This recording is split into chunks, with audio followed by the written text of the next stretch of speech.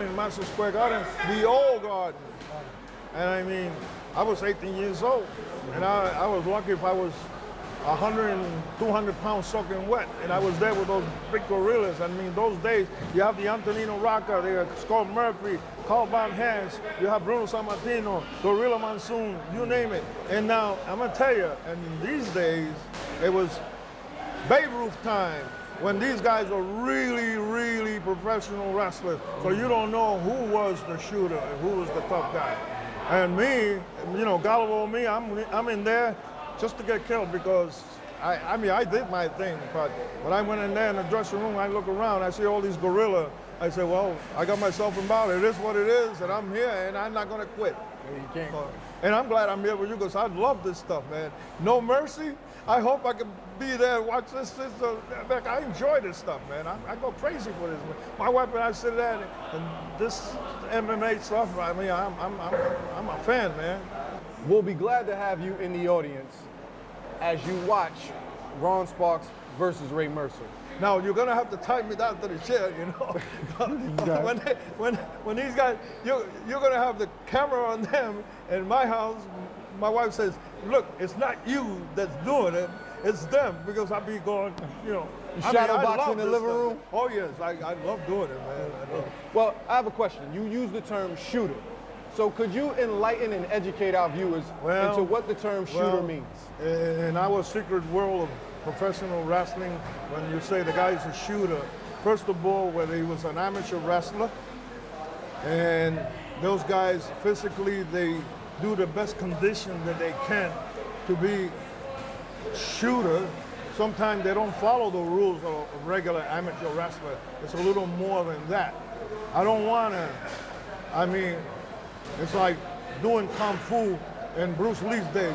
You don't want to say what the secret of our game was. So we kind of keep it a secret and nobody knows that you're really a good fighter because a lot of people will call us phony. You know, professional wrestling is a phony game. Well, I'm glad they say that because this way, well, look at how big it is.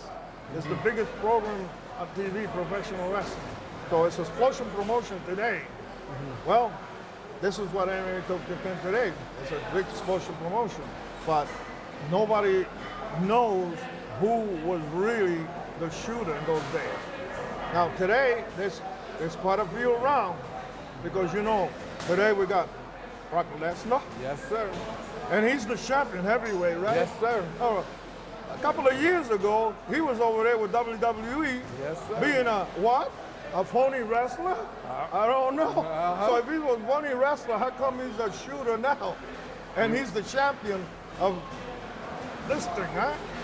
So you see, when I was in it, it was what you call, you know, we kept it hidden because, you know, the promoters want to promote a game. So, look, if I be a perfect guy to hit you in the shin and not hurt you and make it look real, and imagine if I did it for real? No. So, I'll leave it right there. I have a question, and this is something that I want to ask you in general.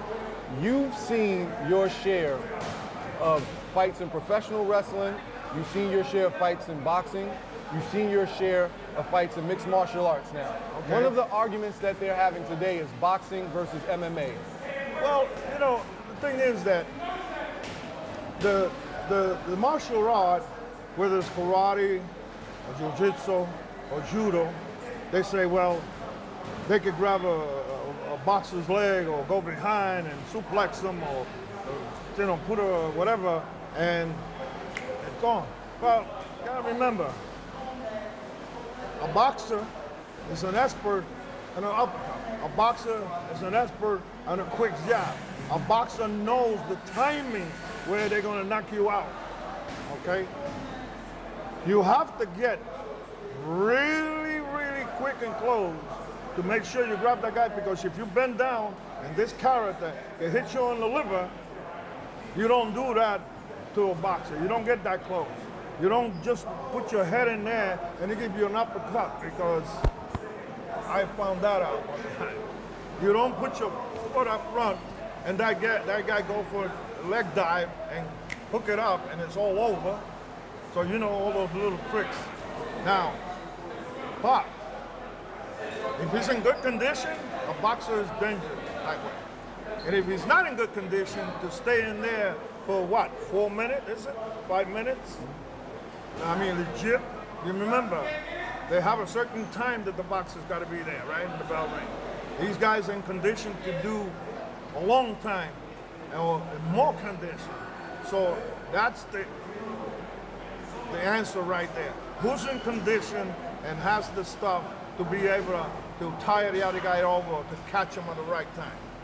So now we have a toss-up. So that's why we're here. And that's why I'm happy, and my face is pretty smiley, because that's what you got in No Mercy. You got a boxer and a shooter, right? So I'm ready for that kind of action.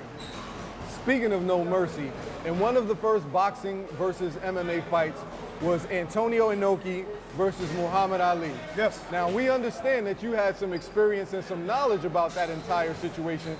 Share that with some of the fans and let them know about the first boxing versus MMA fight with those two. Well, the reason why I had a little experience, because when they were doing this event and they were promoting it, that the boxer is going to wrestle a professional wrestler, it was myself, Gorilla Monsoon, God bless his soul, which is, I think he was either silver or bronze medal wrestler in the Olympics. So he was no Mickey Mouse guy. He was not only he was a 400-pound character, but he was a good wrestler.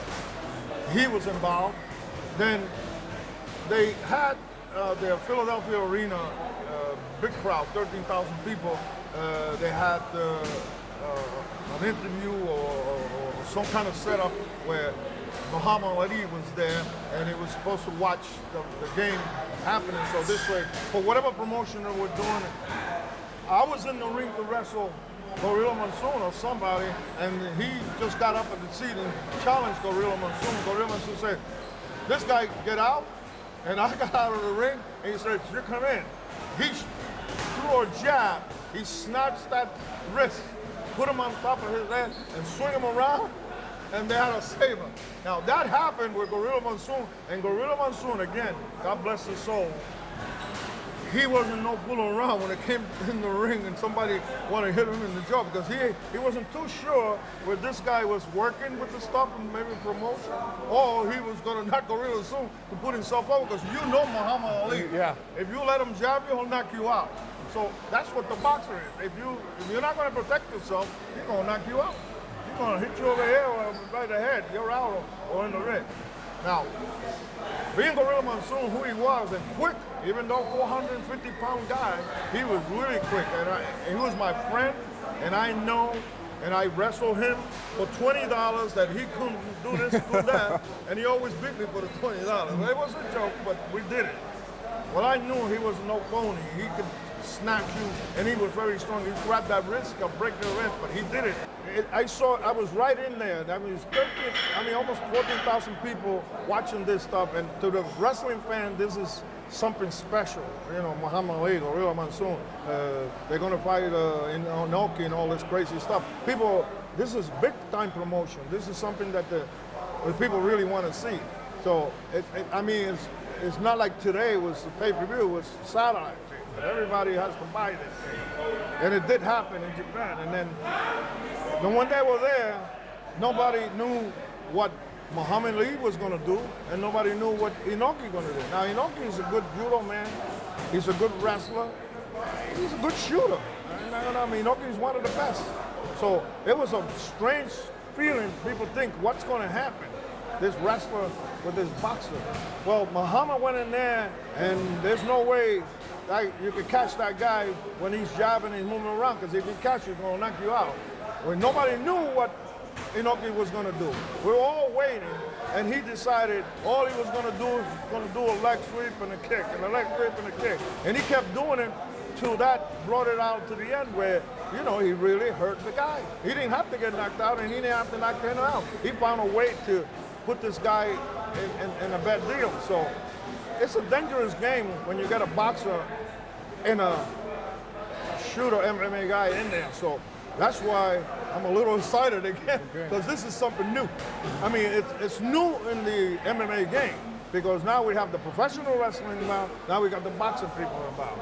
So we really have a good mixture of game involved. So yes, we do. Yes, we do. I'm excited. And I want to finish up and I want to follow up on this last bit of information, or question, I should say. Do you see any elements? I mean, it's an obvious question. What elements of professional wrestling has been brought into MMA that you like when you see it? Okay, now, element in the sense that you say, you know, like, what interest it is from that. But because I say, you know, a lot of people right now, to tell you the truth, they're going to draw a good crowd from the professional wrestling into the MMA because, you know, if you bring Brock Lesnar, who was a world champion in WWE, and he's there now you have a lot of the tension from the other side coming to this side. So this is something new. And then also curiosity kills the cat, which is what's happening now. People are wondering, wow, boxer, hey, a wrestler, you know, it's really going crazy. So it's really becoming something nice and big for the new generation of fans to watch. I mean, this is something new. I mean, myself, who was always in it, I'm all excited because I love it. You know, if people that like it, like myself, are willing to click it on or go see it. So, okay, it's a new thing, man. It's a new thing. All right.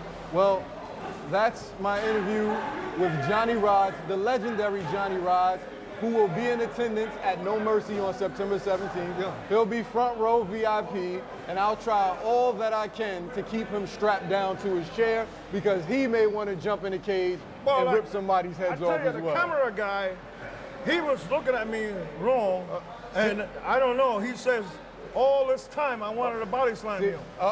We can't. Johnny, no, listen. There's insurance, there's medical bills, and I don't want anybody to get hurt. Not on my time, because I'm not paying for this. Okay. It's not covered in my insurance. So we'll keep you here. We'll let him the camera guy, we'll let you go for now. If not, consider yourself lucky, because he's what 1-800-WHOOP-ASS is all about. And if he sees you on the street, you better make sure your pockets are inside out, because if he thinks you have money in there, he's gonna take it. Well, thank you for having me, and here at world famous Gleason Gym. Everything happens here.